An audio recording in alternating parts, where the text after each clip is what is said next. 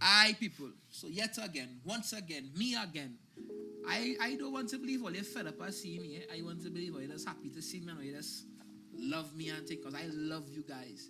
So I am Taddy Boom, the harbinger of vibes. Rough, rugged, and raw Rasta man. And we are here, BTM, the podcast. Yeah? BTM, the podcast. So all I want you to do right now is click the like button.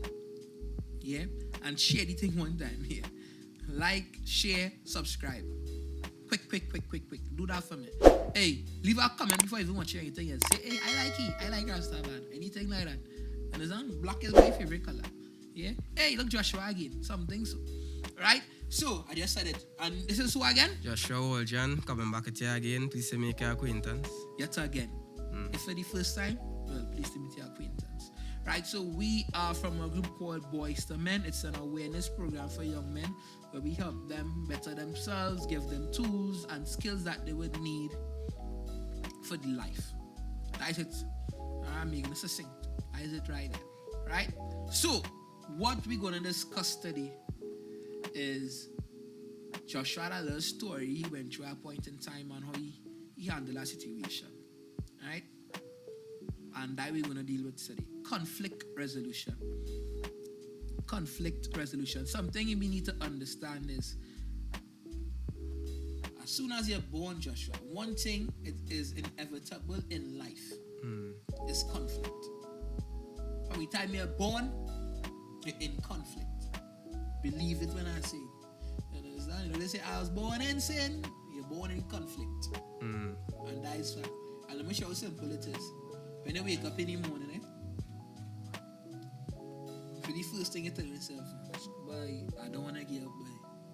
But I have to give up. Ride it. That is simple. Conflict in the simplest form, like conflict. You have to wrestle with yourself now to get up to start your day or stay in that bed and lie down because maybe you went and sleep too late the night before or your body called for some more rest. All this kind of thing. That way does go. That is conflict. You're right. You tell yourself, all right, you have to give up because you have to go to work, you have to make money, or you have to get to school, you have to learn a lesson. Understand? You have to better yourself because you want to be the stem cell doctor. That kind of thing. Right? Look you next to our back and I'll know now, boy. We're going to eat for breakfast. You understand? Yeah. You want cereal or you want toast? You want eggs? Or your pancake. Or you want pancakes? You want eggs and the pancakes? You understand? Or you have to go and buy something on the road. Oh, ride it. Conflict. Simple as that. Conflict. So right here is conflict. Especially with them girls and them. When you ask them where they want to eat. Oh God. Where you want to eat? You pick now. Oh gosh. Where you want to eat? Anything. Where you want to eat? Just bring something now. And when they bring it. Tidy you bring? You're trying to make me jump off a cliff. Yeah, but that is just what it is. True. Conflict. Right? So you gotta just run through how to deal with that a bit. You know what I mean? Just touch the surface. You have to understand that it's there. It's unavoidable. But what do we do when we're faced with it? So story time. Now, well, you know I always have a story. But Joshua gonna tell me the story this time. So Joshua, hit me the story. So I ain't gonna tell you the name of the establishment because I ain't gonna study nothing. So I was working for the duration of about 7 months from between August of last year to about February of this year. Nice. And while working there, I'm a person in particular, so I'm kind of silent when I'm ready. So I don't really socialize if I realize that it doesn't need to be called for. Nice. So I'm a kind of silent person I would talk, right? So now other people around in the same job space had a problem with me not talking or me not socializing. Right? So that became a problem over time, was building up, accumulating that, you know, that I don't talk, I don't socialize, I don't interact with them, so on. I just do my work. So I don't know if that was the initial, spark that they had on all of them was collaborating. I don't know what was going on there, People right? think you feel better than them. Yeah, something like that, I don't know. But just to cut in a bit, you see that in itself right there. That's a self-esteem thing. That is their negative self-esteem being projected upon you, right? Because somebody keeping to themselves, that don't mean they feel better than you. That's just their vibes. You understand? If you try to break that ice with them and they realize them break, to each your own, right? You have to understand that nothing wrong with you. Well, all right, nothing wrong with me, so that is on them. That is their choice. But for time how they feel, so upon he feel too good for me, something wrong with me. You end up going a different place. Yeah, but you see, you don't know if that was going on everybody. Cool, whatever together. Go ahead. So back to the statement I make prior where I say kindness and all of that. Yeah. So I'm a person I would deal with customers with pure kindness. Even them I would deal with kindness. I would try to help everybody who I could help in that space. Yeah. At all times, even outside of that space. So it was this day that there was this. So it was this. I like what I start. There was on this special day. It was a special day? No. No, it was just a weekend day, right? So All this right, particular day. so This particular day, on right? any regular particular day. I'm trying to get a little story told for you. On any regular particular day. But anyway, back to the story. So on this day now, I dealing with people, dealing with customers. This other guy dealing with people, dealing with customers as well. So I don't keep to myself. Let me get the guy name. The guy name is Fred, right? Fred. Just say Freddy. Yeah, Fred Flintstone. Yeah. No, Fred.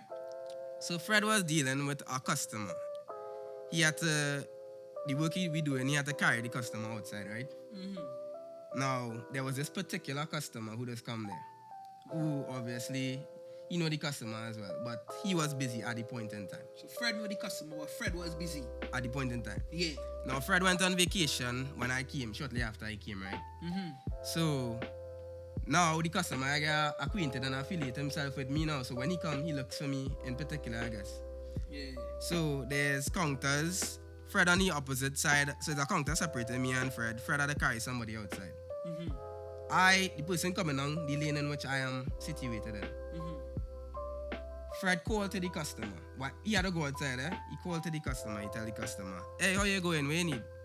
I didn't tell Fred or the customer anything, eh? I know the customer started to talk to Fred. I didn't tell the Fred or the customer anything, right? Yeah. I took it upon myself to go and get this stuff for the individual, right? For the customer. Yeah. So how you know what to go and get for the customer? No, if you never because spoke. the Fred and the customer was talking audibly. So remember, it's a counter separating us. Right. And he on my so side. you overheard what the customer wanted, so you went and get it. So I went and get it. Right. Now, Fred went outside with the same customer he had because he had to go outside with the customer. So I went and get the stuff for the customer. So instead of having the customer standing there idly to wait for Fred to go outside to come back inside, you did what was the efficient thing in going and getting the items to the customer. So before I could even reach, yeah, that is correct. Before I could even reach to go past the customer stopped me. And he was like, because he was talking to Fred, but he stopped, he cut the conversation with Fred and he started to talk to me. So he was like, hey, how you going? Ting. I could get so and so. So I said, okay. I was already on the way to get it, exactly. So I said, okay. So I went and get his stuff. I bring it towards the front.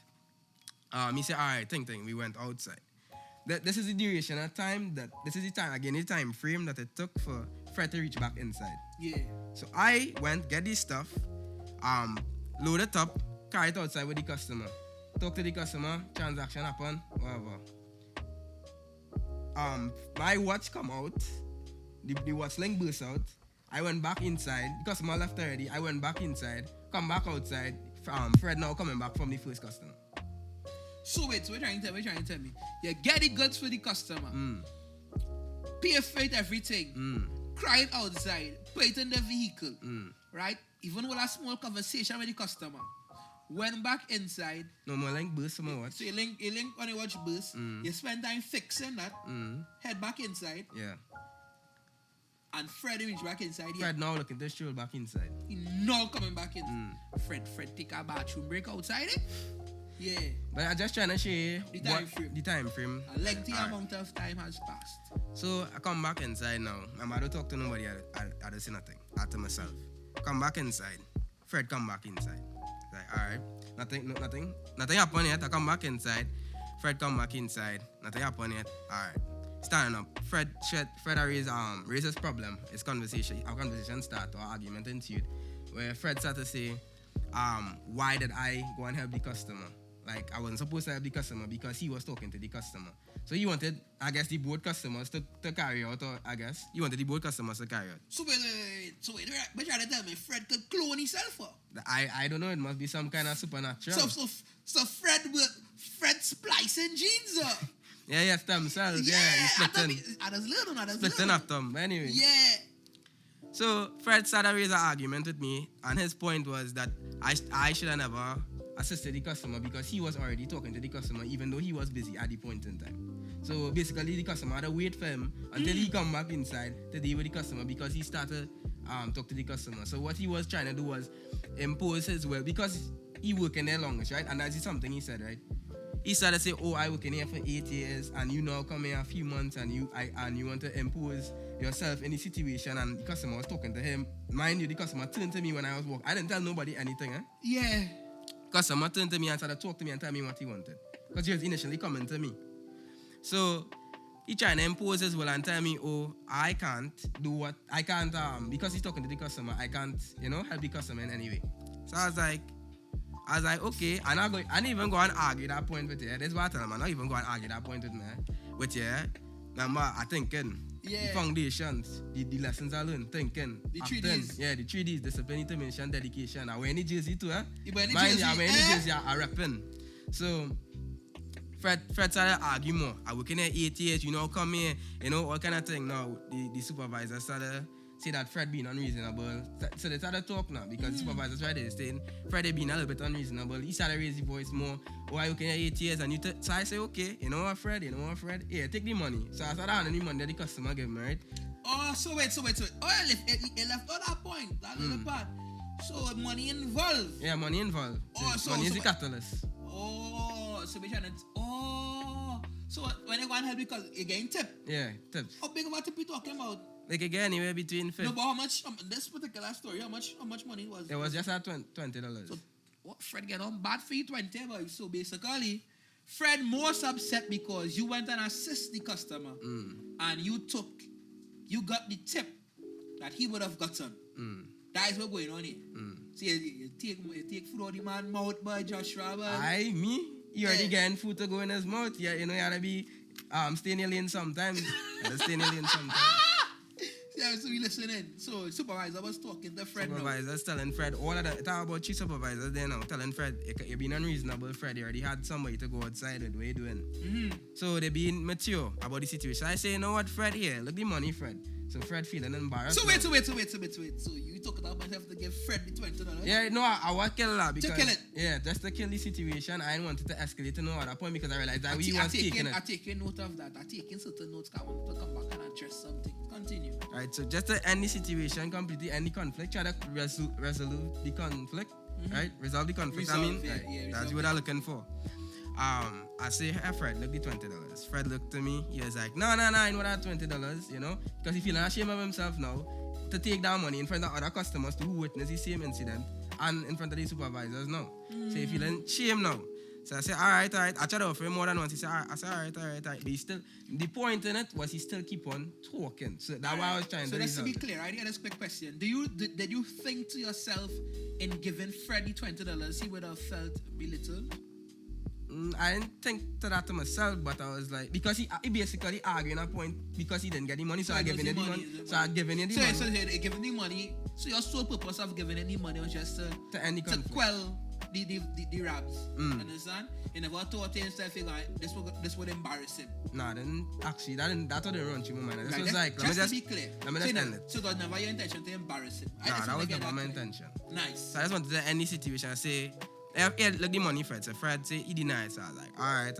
So I put away the money now. I going back to work. I going back doing my DT. Fred sat back a conversation again. Do again. Trying to tell me things. Like, so at this point in time, like my patience running out. Because I was like, if initially we talk about it and I say okay, right? That's the first thing I tell him. I say okay. Before I even offer him money, I say okay. Fred come back again. I say, how much things you want me to get? I offer the money, the money. I tell you, okay, in the first instance, you ignore that and keep arguing about it. I must think right where we're looking for it anymore. I apologize for helping the customer. Like that's why I think in my head now, which I'm not going to do because I was never wrong to help the customer in the first place. So I was like, I was confused. So I started getting annoyed because he keep heckling me because I don't talk, I don't say nothing. I always tell myself. Anytime I see my by myself, either I'm helping somebody or doing some part of the work I'm doing. You're doing your work, you're doing your job. So he keep going on and on. So at this point in time, my rage reach a boiling point. I was like, 100 degrees? Yeah, 100 degrees Celsius. You're up there. So I was like, you know what? Let me just remove myself because I realized I was getting annoyed. So actually, I called the supervisor, one of the supervisors, to talk to them about the situation and explain to them what went on and thing because I started to get annoyed.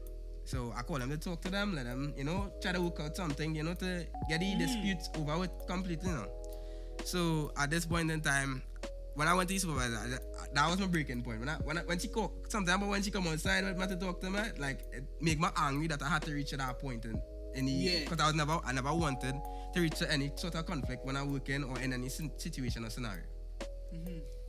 So I say, you know what? I say if she asks, if she could just give me 5-10 minutes, I'm gonna cool off. So I went outside of the complex itself and I cool off for the 5. This is when I call you, boom. You was doing your little thing.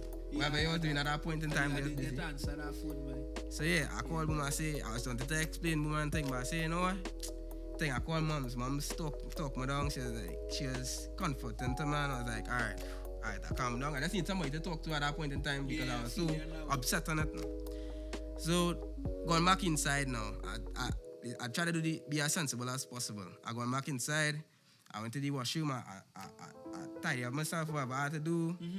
I went and called for the manager of the department immediately. Yeah.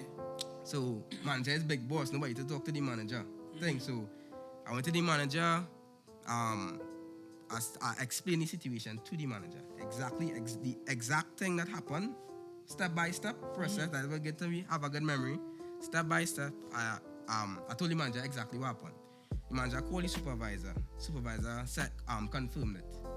After she confirmed it, I say they asked me what I wanted to do. So I say I rather him come upstairs, explain his side of the story, how he feel about the situation, because I already do that already. Yeah. Give him equal footing to hear what he has to say.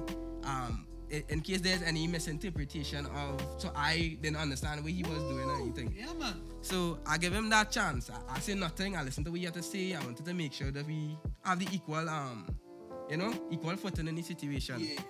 So he come upstairs. The supervisor, the manager asks him. So I hear something happen with Joshua. He say yeah.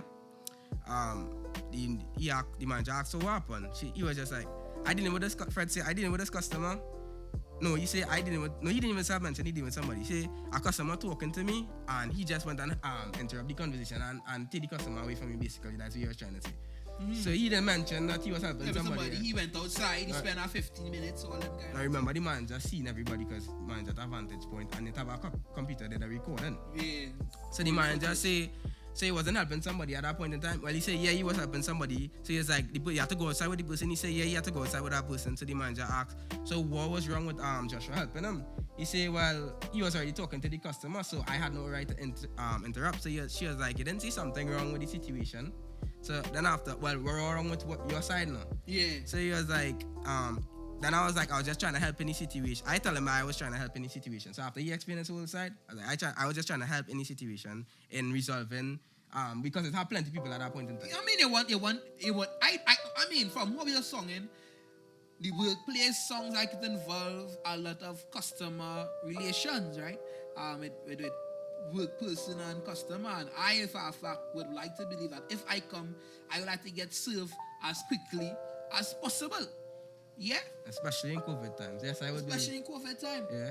The manager start cross-questioning him and asking him certain things, and if he didn't see where he was wrong, and because I tell the manager I wanted him to come and say his clear his name, say what he had to say. So if I wrong, tell me I wrong. If he right, tell me he right. We have a maturity on this guy. And see where's the problem and what we could resolve the situation with. Yeah. So he's saying that when the manager asked him if he could see where I coming from, because I explained that I was just trying to help any situation, that I wasn't just trying to take something from you, I was trying to help any situation, because the amount of customers that any establishment at that point in time, it will be, if I look to leave that customer, it will be have like an overlay. So the customers will just keep backing up and backing up and backing up. So, and if another customer come in and they want help with something else, Especially in COVID times. Especially in COVID times. Yeah.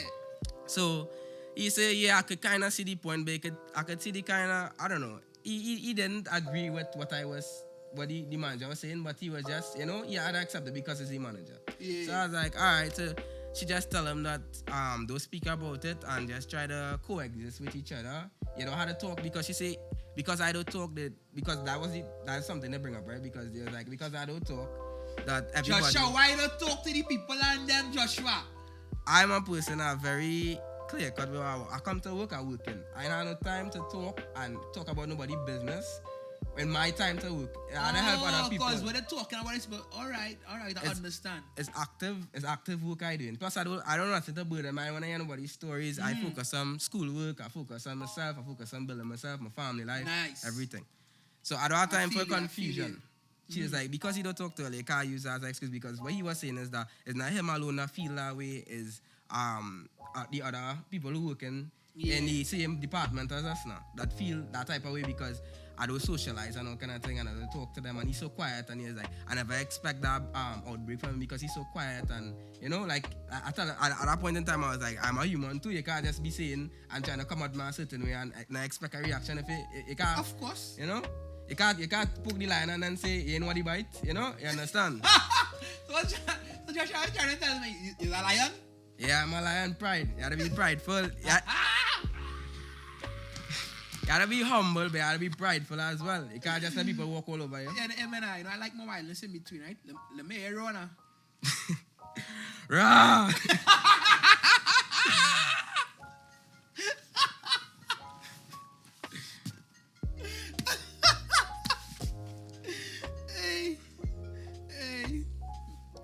But yeah, tying it back in, it was just like, it was too much people trying to, be in that situation. So he looking at himself like he right because people agree with him. Yeah. That's why I would say, when we were talking about self-esteem, always believe who you are, and once you know you're right, you're right. So I try my best to resolve the conflict, and after a while, on the job there, things seem to, improve gradually within the relation. Even though I still never used to talk to them, but anyways, how I used to treat me, they improve gradually after that initial outbreak, I guess, or the initial argument that we had.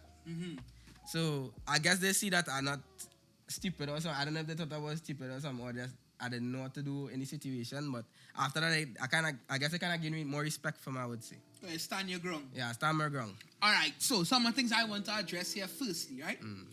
Right, things I want to point out. First up, right? Big respect for all the different steps you took in that scenario, in that ordeal. Well, I get just a round of applause there, but thanks, big respect for that. Big respect for that. Now, I said conflict exists. Conflict exists because no two people are the same. No two people are the same, and that's just what it is. So, it's a matter of different preferences, different likes, different this, different that. And many times what people tend to do is impose themselves on people. I'm a loud person. I'm sure I don't know that by now. I rowdy. I like vibes. I like hype. If I go into a space and I approach somebody and they're not on my noise, they're not on my hype, I'm not going to fault them for that. I'm not going to be like, well, you stupid, yeah, baby, you think, no, I'm not going to be that one. That is belittling that person. And we spoke about that last episode in the self-esteem. That's not nice. I know going to speak ill of you because your personality doesn't match my personality. Right? 2, I'm not going to keep on enforcing myself upon you knowing that you don't appreciate it, because that just shows that I share a little respect for you. Right? I don't respect you as a person, and knowing what you wish and what you require and what you want out of a space that we have to coexist in, right? And 3, that's just a shitty thing to be doing on a whole. And many times that is what has made conflict continue or grow or escalate, because whether it's the both parties or one of the parties, fail to realize that what they're doing should cease. And to resolve conflict, many times you need a compromise. You need a compromise. You need to settle down. You need to back. You need to take a back seat. And you compromise, and you need to understand sometimes why people doesn't want to compromise is because you feel that compromise makes you lesser than. No, that don't make you lesser than. That don't make you lesser than at all. You still who you are. You just use the wisdom and the knowledge and the sense to know that now it's time to pull back. Pull back. Come down from there. It's time to come down. You know where you're going. You don't need to go here. Because if you continue here, the reaction to your actions mightn't be nice. It can make things which we don't have to reach. Now, I don't understand Fred way of thinking. You understand? I don't know if it's a bruised ego, or it was solely the $20 tip, or the money, or Fred will see you as a peer at the point in time for you to get up. But for somebody else it happened with, he might not beat up because them things exist, right? Because you say no, because your issue of staying in your own lane was a problem with everyone else, right? So because of your behavioral trait, they want to take offense to that. And that in itself is people creating their own conflict. And next thing you will do, they create your own conflict. I see this thing at time, right? Do you have a problem? Yes. Can you solve it? Yes. Then where's the problem? You understand what I'm saying? You have no problem? Yeah, the solution. You have no problem? Right? You go again. Do you have a problem? Yes. Can you solve it? No. Then where's the problem? It makes sense. You understand what I'm saying? You gotta learn to live with that. You gotta learn to live with that until something could be done. But if you keep forcing it and pressing and pushing, but you just trying to send your own self mad. You just trying to make the thing become a catastrophe. So that is it. So I don't know what was Fred thinking, his own reasoning. Maybe he has his own self-esteem issues to look at, that lack of respect for you, or he believing that you're not his peer, that he shouldn't have done that. But I have to respect your level of efficiency you try to execute in the workplace. Because I come in as a customer, I would want my items quickly as possible. Quickly as possible in the COVID times. Right? Now, something he did, I have to respect. He tried to resolve the thing. You say to yourself, well, if this might be about money, you give him the $20. Now, you never thought to yourself that he might have been offended by trying to give him $20. Right? So even right there, Fred probably see the error in his ways. But how to play it tough, right? You try, it's not that. You tell him, watch out, Fred, arrest the case boy. Arrest the case boy. I didn't mean it like that. Fred the one here, Fred going on and on and on. Now Fred start to tick on your nerves now. But now I like where you do that, brethren. You in flare, even though you're at your boiling point. As the Bible say, anger and sin not. You could get vexed. People are getting real vexed out here. I real vexed. But where you do that anger is the next thing. You understand? You don't take that anger and you use it as a weapon to cause harm to somebody or endanger yourself or make a situation hostile. That's a human emotion. You have it. You have that. You're going to get that. You're going to get that. And that way does be. But you understand you're angry. You understand you're at a boiling point. And you knew to yourself that I have to do something about this. So what you decided to do, you step outside and give yourself 5-10 minutes to cool off by. You tried to call me. Unfortunately, I didn't get to answer the phone promptly because I was in a whole different setting. I remember the time vividly. I was doing something at the point I was in a meeting or something I was pressing. So I couldn't afford to answer you. But what I did do, I returned that call. Responded. I returned that call. As soon as I was done, I called back my brother, Joshua, what's going on. He told me the situation. And all I could do was tell him, boy, I'm glad how you handle the situation and how you allow it to dilute and bubble right back down. I appreciate that. And guys, we always teach that trainees that discipline, determination, and dedication. Conflict resolution is something we touch on in our sessions with the young men. right? And Joshua took somebody through some those sessions. And as he said, he's been there for about 6 years now.